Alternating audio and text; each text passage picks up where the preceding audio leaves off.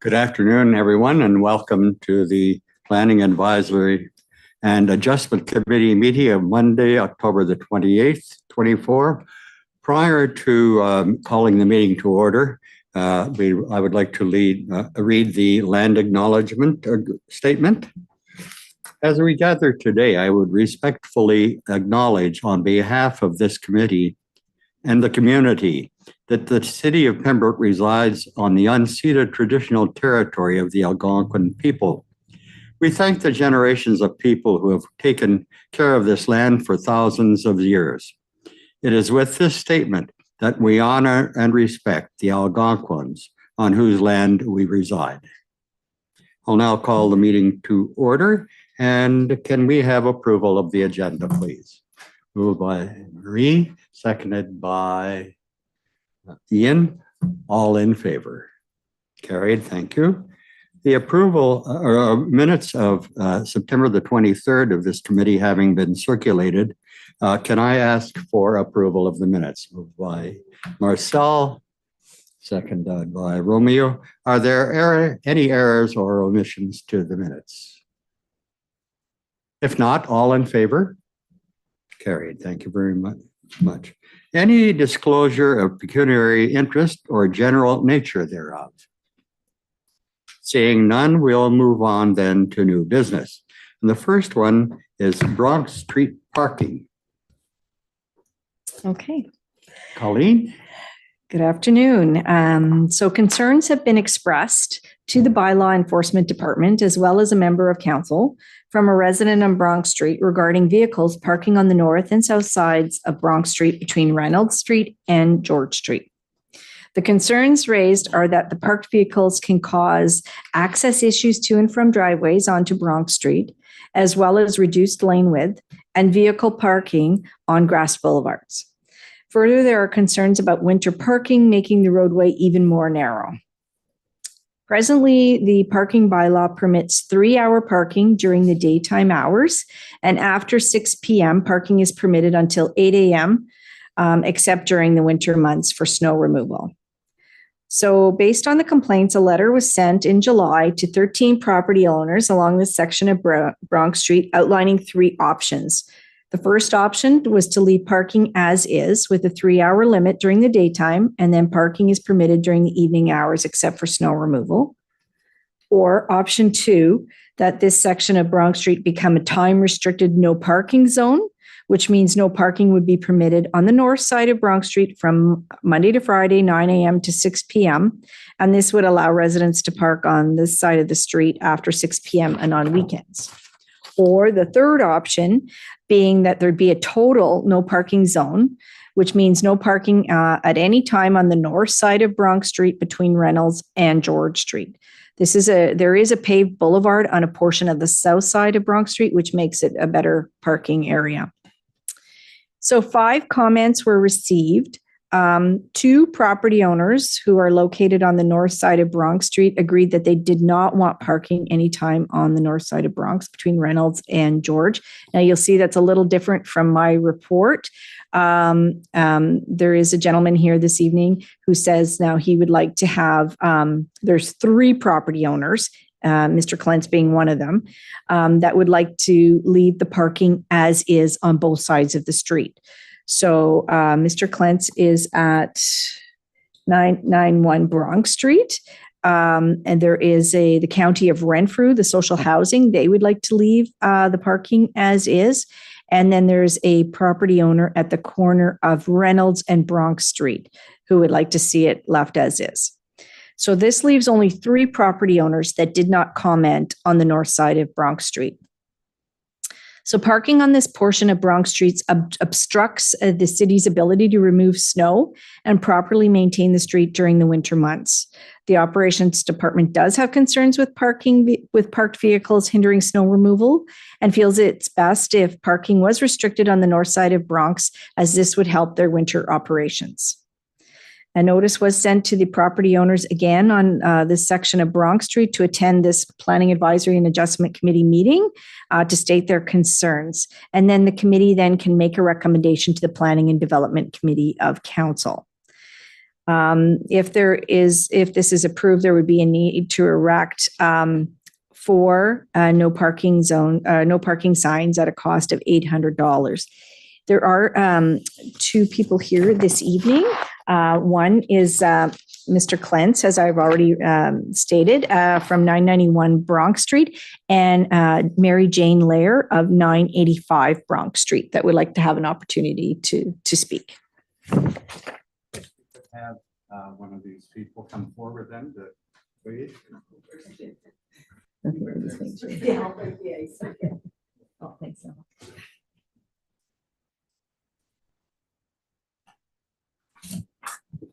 Hello.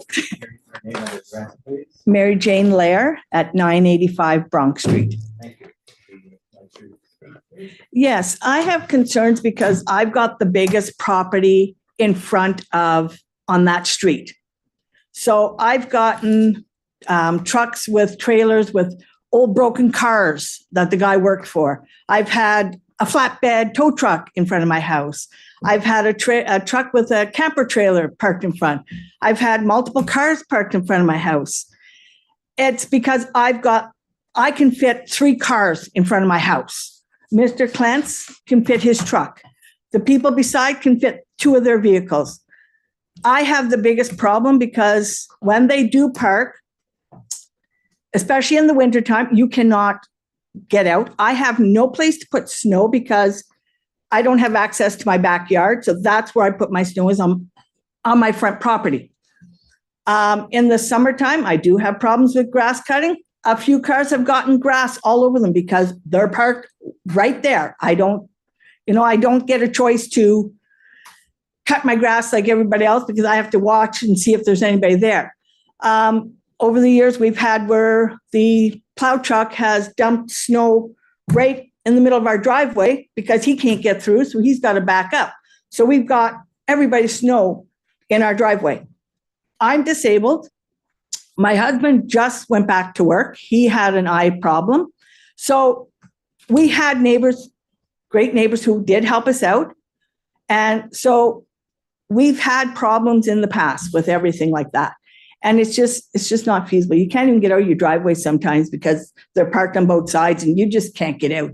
And buses, I've seen where buses, I'm closing my eyes watching these guys going through the traffic because there's no room. And that's what my concern is, especially in the wintertime when they clean their property, they all park along the side and they don't care if they're like out almost in the middle of the road. So it makes it hard for us to get out. It makes it hard for people to get by. It's a safety issue. I'm concerned that somebody is going to get their cars smashed up. Personally, I don't because I park in my driveway. So that's where my concern is. Like it's getting to the point where you don't want to look at somebody else's crap outside your door. We have a nice porch. We'd like to enjoy it. You can't. Like I said, I have the biggest property in the front of the thing. I have 3 cars that you could put out front of my house. I have the biggest problem because that's where everybody parks.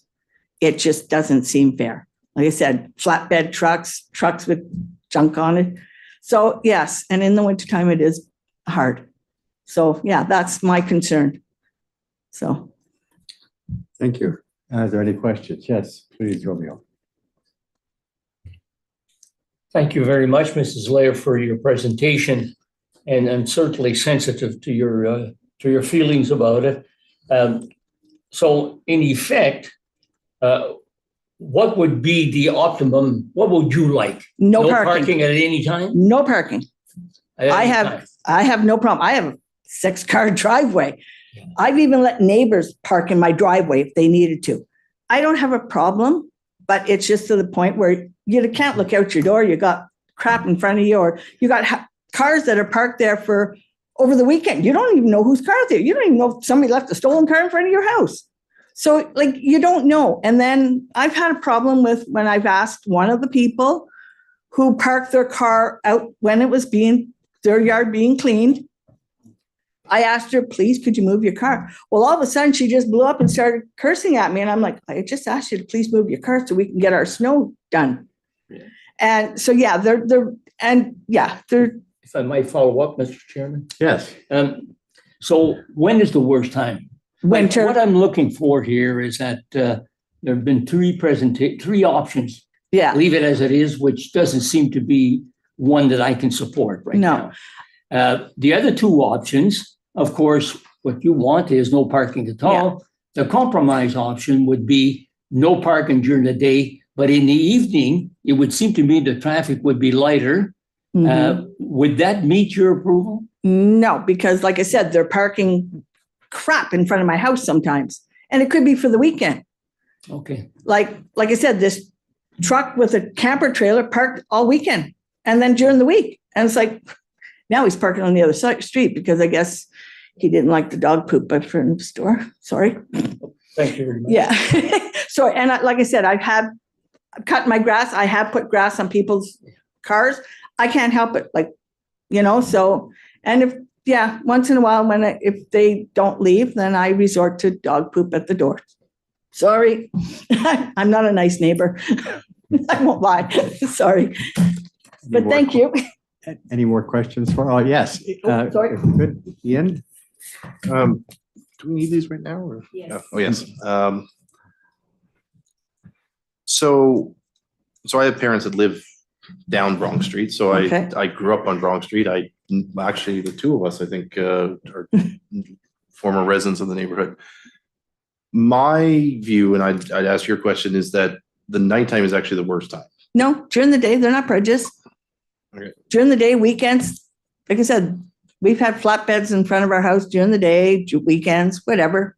But like, you don't find when people come home from work that's actually worse than during the day when No, it's not like when they come home because they do have their own parking on the other side. But yeah, it's.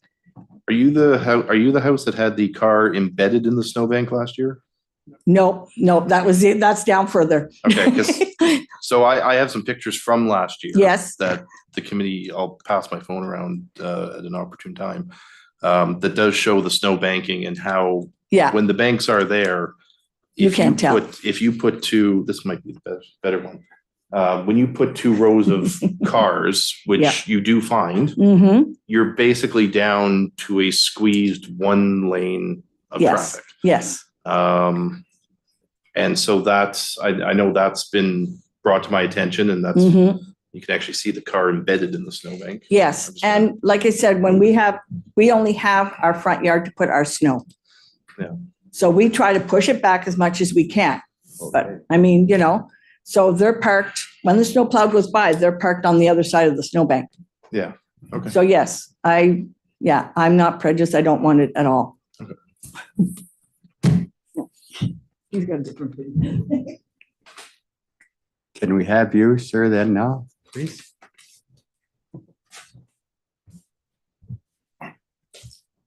Okay. Yeah. So yeah, the only thing I'm worried about is when my daughter and them comes from Ottawa and that, I even widened my driveway. That please everybody. I got my car squeezed in my driveway so hard now, but my truck's parked off, kind of on the road, but it's off the road. But I don't know if it's even going to be okay now.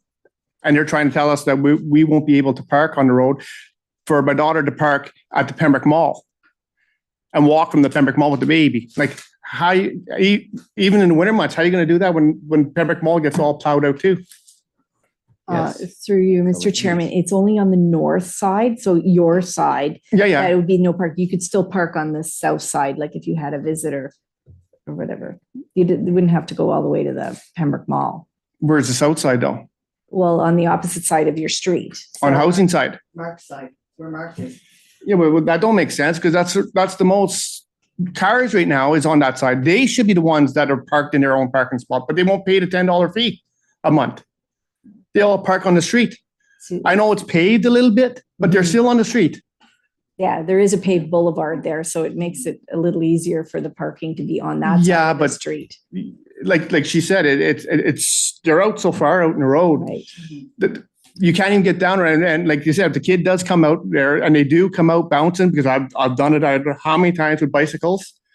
They're the worst right now. Our side of the street pretty much cleaned up. I built my driveway wider, took out my lilacs, some of my lilacs. I widened the driveway, got the 4 cars in, but there's still the fifth truck when my daughter comes down. And while everybody's saying go down to Riverside, park there or park down there, and we can't park across the road because no one wants us to park across the road either. There's no parking across the road. When housing comes home at nights, that's it. It's blocked. So I'm sorry, I should have asked you before you started. We'd like you to give your name and address, please. okay, Kenneth Clance, 991 Bronx Street. Okay. Again, Kenneth Clance, Kenneth Clance, 991 Bronx. 991 Bronx. Thank you. Any questions for Mr. Clance? Yes, Marie. I have a question. It's not necessarily directed at the member of the community here. Is this just a general question? Where are these cars coming from? Are they residents? Like, It's housing. Most of them's all on that side is all housing. Everybody's from housing. so they're residents of the street? Yeah. And they can't park, they have driveways, or did you? Well, they have their parking lot in the back, but most of them won't pay it because they won't pay the $10 a month to the housing. So I asked him, I said, why don't you park? He said, we ain't paying the $10. Or there's not enough parking for everybody because some of them have 2 and 3 cars. Or 2 and 3 cars, yeah. So, Okay.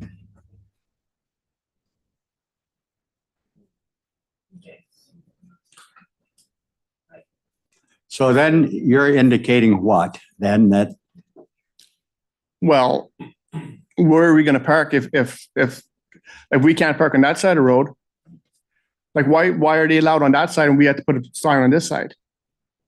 Like, it's the housing side that's really the problem.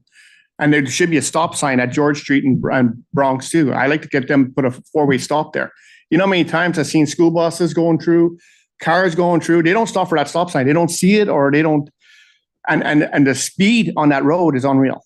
Like, you should see the people that's flying on that Reynolds there. Like, it's just from Reynolds to George Street, they're flying out of there like it was the 401. I like to get a 4-way stop put there, but I don't know if that's in the budget. any more questions for Mr. but Clance? my point is, like, okay, so how many times does your daughter come down? Like, I mean, you've already got 4 cars in your driveway. Like, why? There's only you and your 2 daughters and your wife. Mhm, That's 4 vehicles. mhm. So, And you have a 6-car driveway. Why are we worried? because then it's not gonna be approved because I don't want people parking in front of my driveway.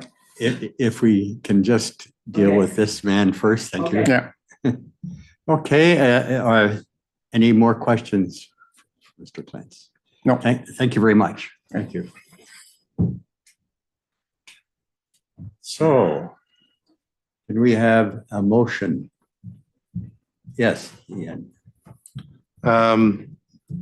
So I'm going to move that we recommend to council to make the north side of Bronx Street from Reynolds to George Street a no parking zone. Do we have a seconder? Marcel, thank you. Any further discussion? Yes, Romeo. Sorry, okay, Ian.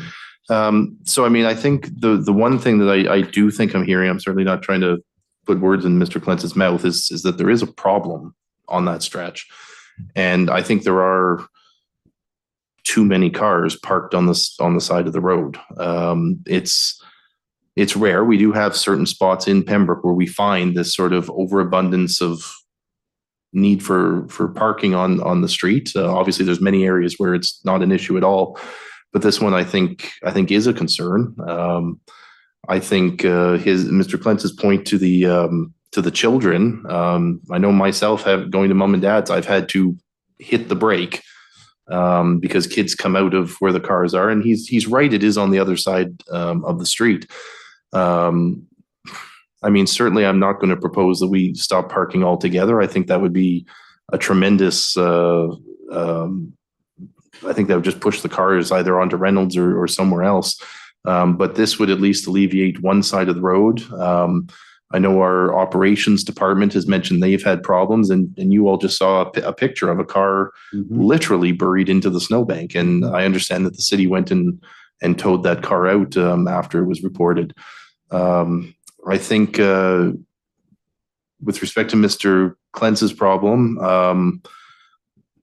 certainly we're not suggesting going down to Riverside Park or going down to the mall or whatnot. And obviously, we don't lease out roadside parking. It is first come, first serve. But certainly, when your daughter comes to visit, if there's nobody parking in front of 992, she absolutely,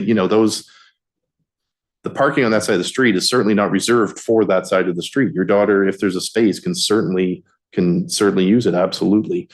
But we have although that would be a temporary problem, we seem to have a more permanent problem on the north side of the street, as we heard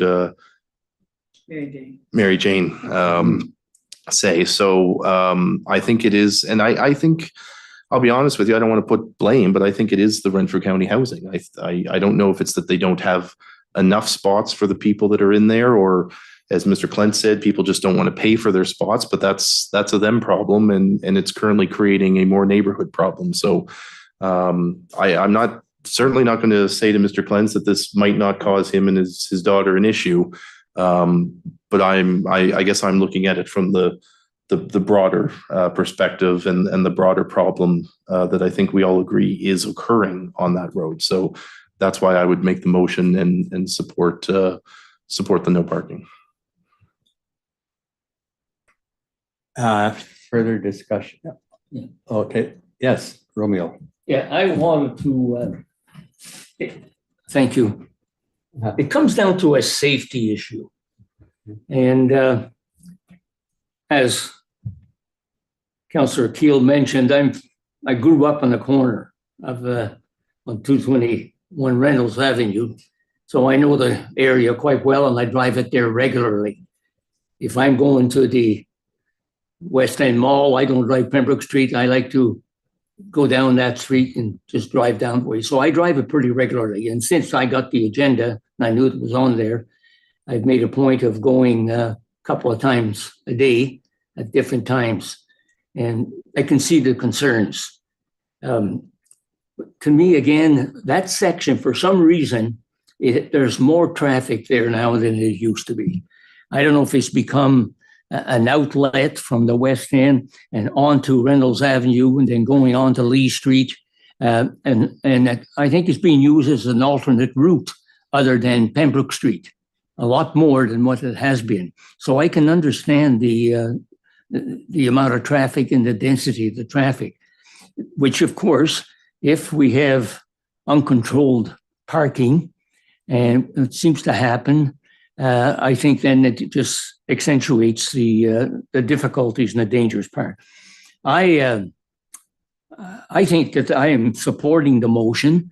I think that after a year, I think residents who live on the north side who perhaps can bring it back to before this committee to have a second look at it.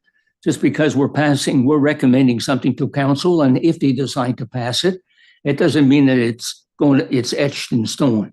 You can always come back. But I think it's worthwhile spending at least, in my estimation, at least a year with no parking on that north side. And let's just get through one winter and let's just see what comes up.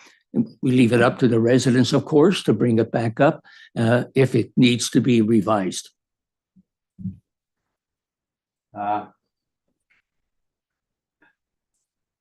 Okay, we'll let you speak one more Why don't time. you do a winter, no parking? Pardon me? Leave the summer, but a winter, no parking. I get a point in the winter, and they're parking in the road and they're blocking everything off, so why don't you do like a winter parking, no parking, absolutely no parking? Summer's not too bad. Maybe not for you. Anyway, there's a motion on the floor. We've had an opportunity to speak, each one of us. And again, could you repeat the motion just to make sure everybody is aware of the motion? Colleen or Of course. oh yes, yeah. Yes. Okay. Sorry, the motion forwarded by Councillor Keel is that the committee approve a no parking zone on the north side of Bronx Street. And we have a seconder. All in favor of the motion? Those opposed? Carried. Thank you very much. Now, the second item is Z 10-224, 9 Bennett Street.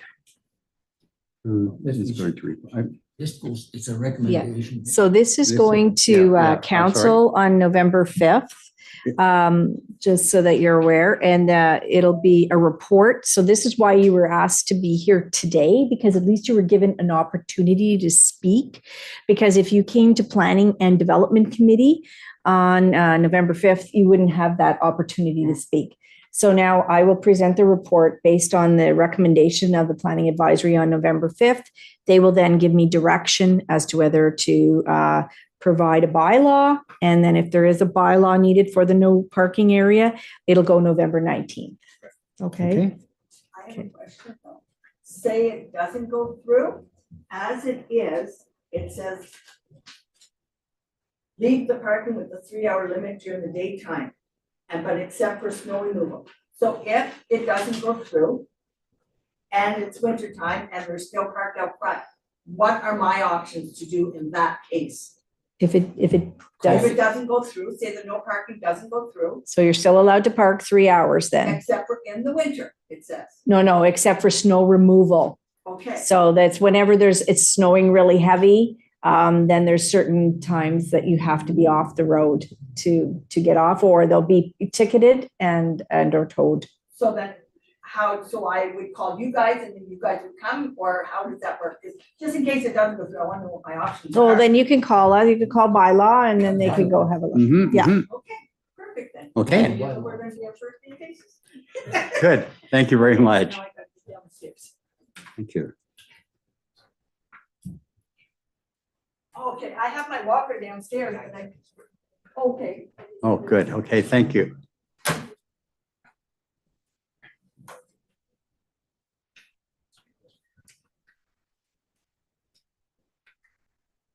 Are we ready to continue? Yes, thank you. Owen? Yes, Thank you, Mr. Chair. thank you.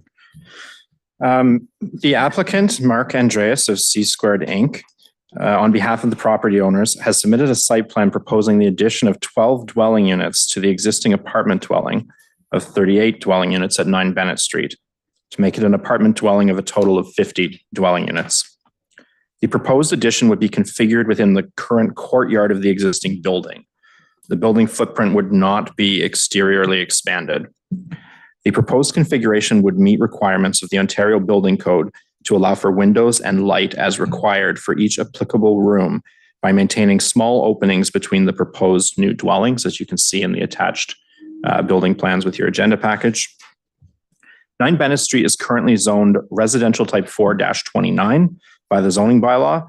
The R4-29 zoning, it explicitly dictates what is allowed on the site, and it is currently a 38-unit residential apartment dwelling in addition to 2 apartment dwellings containing 12 dwelling units each, and for reduced privacy yards permitted for the 38-unit apartment dwelling. The proposed R4-15 zoning is required to change the aforementioned configuration of permitted buildings and number of dwelling units, as well as to carry over the current site-specific relief for privacy yard provisions for the existing building.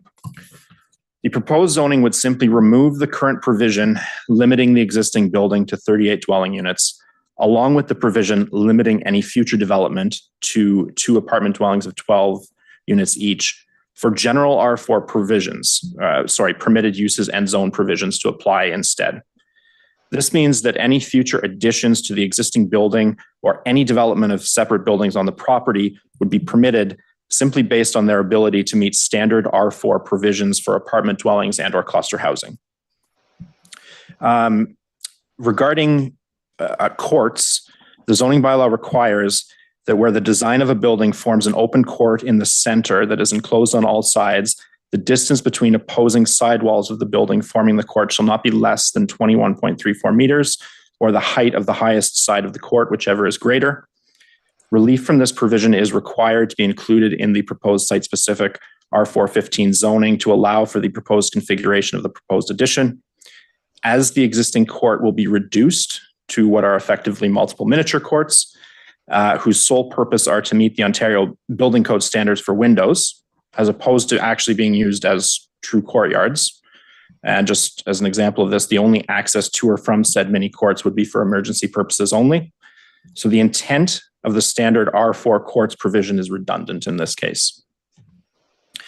The existing building, along with the proposed interior addition, meets all other standard R4 provisions for an apartment dwelling, again, save for the privacy yards and the courts provisions that site-specific relief would be granted for. Minimums for lot area, lot frontage, front yard setback, rear yard setback, interior side yard setback, landscaped open space, and building height, these requirements are all met or exceeded. Therefore, this application can be viewed as meeting the intent of the zoning bylaw. Regarding parking, the zoning bylaw requires 1.5 parking spaces per dwelling unit for an apartment dwelling. Technically, this is 1.25 spaces per dwelling unit plus an additional 0.25 for visitor parking. In the case of this application, that puts the total number of required spaces at 75. This requirement is exceeded with 77 parking spaces shown on the submitted site plan, again, meeting and exceeding the requirements of the zoning bylaw. The property at 9 Bennett Street is designated mixed use under the city's official plan 2016. Regarding this designation, the official plan says that the area bounded by Bennett Street, Boundary Road, and the CNR line shall be developed as a mixed-use area comprising new commercial and residential development and existing uses. As this application involves new residential development within an existing residential use, it can be viewed as being directly in keeping with the property's official plan designation. And regarding what the official plan says in terms of residential uses, it says that the city of Pembroke will encourage all forms of residential intensification to create a potential supply of new housing units. This shall be encouraged in built-up areas of the city where there is sufficient existing or planned infrastructure to accommodate. And that council's direction is that through the intensification of land use in existing built-up areas involving infill, redevelopment, and conversion of existing buildings, we will continue to accommodate new residential units. So the proposed zoning is strongly in keeping with this direction in the official plan, as the proposed addition of 12 new dwelling units in an already built-up area will contribute to new housing stock through intensification. Bennett Street is designated as a local road by Schedule B of the official plan. That stated, the property is within 350 meters of Boundary Road and Paul Martin Drive River Road. Both are designated as collector roads. This means that 9 Bennett Street is well located for efficient vehicular movement within the city, being near both an east-west collector road and a north-south collector road, as well as having vehicular links to beyond the city via Paul Martin Drive to Highway 17. The official plan states regarding servicing that all residential development shall be adequately serviced with municipal water and sewer services. So full sanitary and water servicing exists to the building. And the requirement of both site plan approval and a building permit for the proposed addition will trigger the approval of our operations department to ensure adequate capacity to the property. Regarding the new provincial policy statement, and this just came into effect this month in 2024. So this is a new section being cited. Planning authorities shall provide for an appropriate range and mix of housing options and densities by permitting and facilitating all types of residential intensification, including development and introduction of new housing options within previously developed areas and redevelopment, which results in a net increase of residential units. As this application proposes residential intensification within a previously developed building in a previously developed area, which would introduce new housing options and result in a net increase in residential units, it is directly in keeping with the new provincial planning statement. Should this application be approved, a site plan approval application will then be required due to the addition of 11 or more dwelling units as per the city's bylaw to designate an area for site plan control. So finally, the planning department is recommending the approval of the zoning bylaw amendment application for 9 Bennett Street from a residential type 429 zone to a residential type 415 zone, as the application is in keeping with the intents of the zoning bylaw, official plan, and the new provincial planning statement. Thank you, Owen. Owen, were there any submissions received regarding this application? No submissions nor inquiries were received, Mr. Chair. We do have the applicant, Mark Andreas, is present via Zoom this evening. Good, thank you. Would you like to comment, sir? Thank you everyone for having me with you today. I actually don't have any comments other than I would like to clarify what would be the requirement for the site plan approval for this development. So through you, Mr. Chair. Mark, you have submitted a great deal of drawings to us at this point. You've submitted civil drawings, a survey. I believe you've submitted servicing. So those will just be I will take those drawings and circulate them to applicable agencies, including internal city departments. There is a fee of, I believe it's $1,000 plus HST for this. But I can certainly provide you with further direction tomorrow. Sure, that would be nice. Thank you. I have no further comments. I'm happy to share my drawings and walk you through it if you have any questions for me. Any questions for the gentleman? Seeing none, thank you very much. Thank you, sir. Thank you, everyone. Can we have a motion, please? Ian? So in addition to growing up on Bronx Street, Okay. this was also my first apartment after I was born with my parents. I don't remember it at all. But tonight's a very interesting night. I will gladly move that we accept the recommendation from the planning, from our planner. I think this is an ingenious way of adding more units. I certainly, I'm a huge proponent right now of us adding apartment units to the city of Pembroke. I think they're badly needed. So I will be happy to support this. And again, I after seeing the plan, Owen first told me on the phone that it was coming, and I was trying in my head to picture how you do this inside the courtyard. But then once I saw the drawings, this is a really great way of adding some stock to our local area. Thank you. Seconder?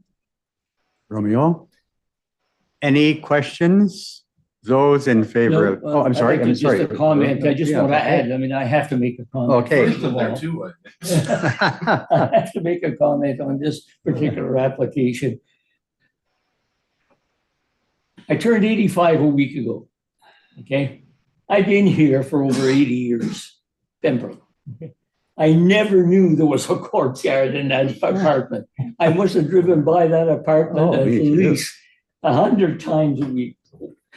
Anyways, I'll repeat that. I said, I've lived in this town almost 80 years, and I never knew there was an apartment, an opening in there.